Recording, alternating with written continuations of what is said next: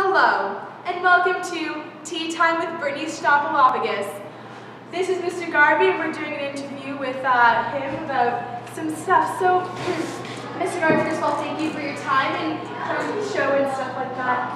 So now, please, first tell us when your obsession with stuffed animals started. Oh, ever since when I was about 1 years old. Yes. And I had stuffed animals, so my mother took my stuffed animal away. It's really traumatizing. And, I think this is the wrong interview. I'm sorry. We're actually talking about you're in town today. So I was just sharing all my deepest. I'd never talked to anyone about that before. I was going to open up. I'm sorry. I'm really sorry about that. So let me. Okay. So let's just start off. Yeah, I like badgers too. What university did you go to, and what did you study exactly? Well, I've gone to 3 universities. I went to York University first, and I did a honors bachelor's in fine arts studies, and I majored in creative writing and set design. Wow. Yeah, and then I went to Queen's after a few years. I worked for professionally doing set design and scenic painting and all that for a couple years, and then I went to Queen's University for my Bachelor of Education. Wow. And then I did a Master's of Education in Framingham State College in Massachusetts. Wow, that's a lot. So that's a lot. That's a lot of universities. That is a lot. So, sorry, I tend to be quiet and mumble. That's okay, so do I sometimes. It's totally normal. I know. So, Mr. Garbe, you can definitely be defined as a personal artist, I would say. What do you believe it takes to become an artist? I think it takes passion. Yes. And the desire to tell stories, and more water. No, I'm fine, thank you. And I think what's helped me is just the love of life. I just love life, so I just can't help but try to express it in some way. That's a great way to look at it. That's great. All right, so what component do you find most interesting in the world of theater, and what do you believe to be the most important? I love interpreting the script, I think. I love telling a story. Yeah. And then trying to tell a story in a way that is unique, that people haven't maybe considered before. Right. I think that's my favorite thing. Yeah, telling a story in an interesting way. And the audience kind of feel it and understand the story that someone else has written. To experience it and to take that memory with them for a long time. Yeah, for sure. Yeah. So when did your passion, you were talking about set design earlier, so where did that kind of start, your passion for set design? Well, it's an interesting story, actually. Hopefully your viewers will find it interesting. I'm sure they will. It's very accidental, actually. I went to university and I had to take one more course. Oh. And all my courses, the exams were with 50% of my grade, and I was kind of intimidated by that. Oh. So I saw a theater production course at Brittany College at York University, and the exam was only worth 10%. And out of laziness, I thought, perfect, I'll just take this course, and then I took it. Would, right? Changed my life.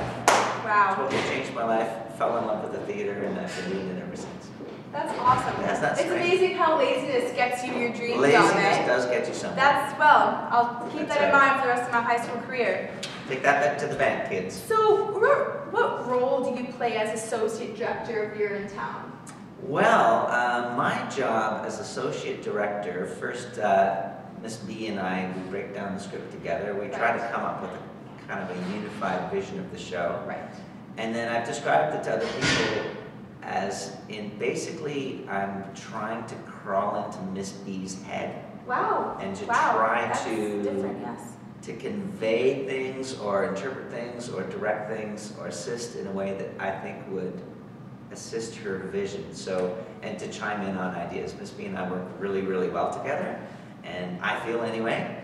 And we get a lot of ideas from each other, just improvising basically and saying yes to each other's ideas. But I think as an associate director, your job is to try to be the defender of the director's vision and try to whatever Miss B's trying to do, I'm trying to enhance it and anticipate what she might want to do, and to also set things up so if she wants to change things, she can change things or whatever. Yeah. So basically, you're like kind of like a little goblin. I'm a goblin. For Miss bee, in I'm a the sense. chattering ape on her shoulder, Kind basically. of. You're like the angel. I'm the fool to her leer. You're so funny. Oh, Yes. I love those illusions. Yes, same. All right, so what do you find most challenging about coming up with ideas for the show?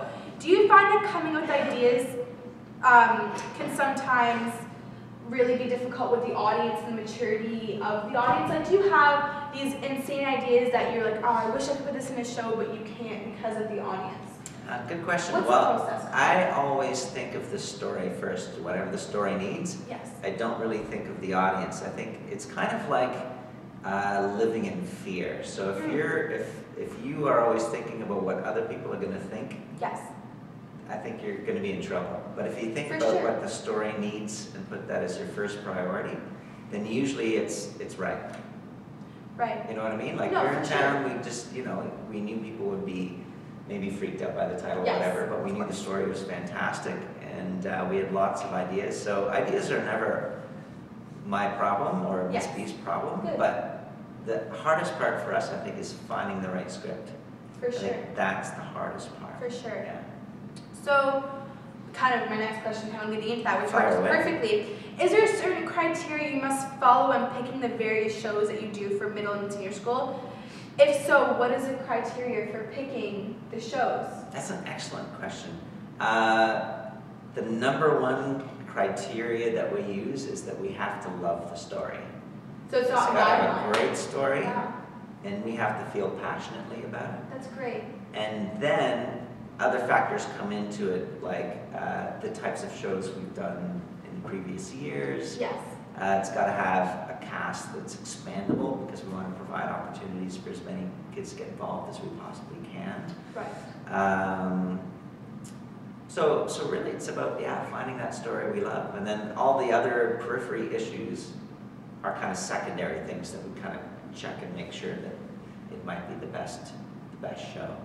Like for Year in Town, we really wanted, after the Crucible, we wanted to do something different than Crucible. Yes. But because we have students who are very willing to explore and take risks, we wanted to still have something that was more edgy. Of course. Right? Of course. And kind of keep that momentum going No, and for challenge sure. our audience. Yeah. That's great. So what is your main goal for the show Year in Town? Even though the show is a comedy, you can say, what is the underlying messages that you personally want to convey in the show? Well, the goals that we had coming into the piece were trying to make connections with the environment. Right.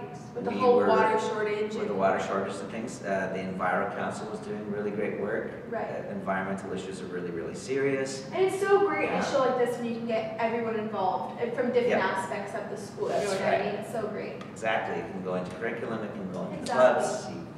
You can really create a great buzz in the school. And we wanted something, again, that would challenge the students, right? Give And that's them a what's new so unique as experience. well. Yeah, Mhm. yeah. And Miss B hadn't done a musical before, so that was Right. really exciting. So Miss B and I always are trying to challenge each other, so we keep learning and stay fresh, because we certainly don't know everything, and we want to keep growing too. For Makes it sure. exciting for us. Yes, of course. Yeah. Well, that is all I have for today. But Wow. thank you so much for taking the time to My come pleasure, my have pleasure. tea time with me. If I could get back that badger, that would be great. Oh, Do yes, we have of time course. for me to tell you that story? I don't know if it has to be off camera, but I'm still pretty emotional from telling you about it. Let me Why stay I'm so here, keep the precious. camera rolling. Let me get the badger. All right, so continue the story. that Yeah, you're so I just telling wanted to us say that when I was very young, my mom took away one of my stuffies. about. And I never got over it. So I find that any stuffed animal I'm particularly clingy to. And Oh, maybe I shouldn't go further than that, because I might break down. okay. Well, we're going to stop there for today. Yeah, I Thank think you we should so much probably. for joining Tea Time with Brittany Shopalopagus. Please tune in next Tuesday for the interview with the frogs. Thank you and have a great night.